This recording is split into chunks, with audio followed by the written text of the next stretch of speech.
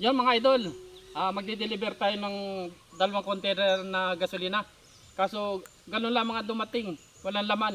Di-deliver natin kay Teresa dito.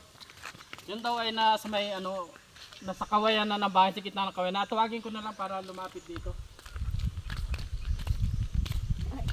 Dito daw yung sana may dulo ng kawayanan.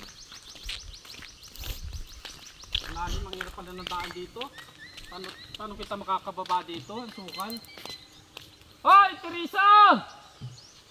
Yung order mong gasolina!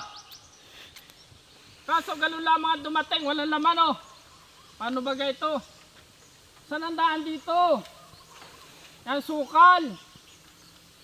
Tingnan mo oh. Saan kita madaan dito? Yan ang sukal oh. Teresa, yung mo! Siyape! Nandito na! Paano pagdaan dito? Sukal dito, kawayan ng pipe to. Huwag ka naman ito. Ay, isa ko na lamang ito. Bahala ka na kumuha din eh. Oh!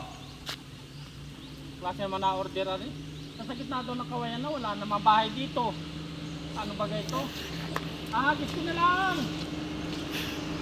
Bahala ka na magkuha dito. Nahirap na daan dito, sukal. Oh! Tama ka daw dyan. Hindi na lang yan ay. Kaya mo dyan sukal yan.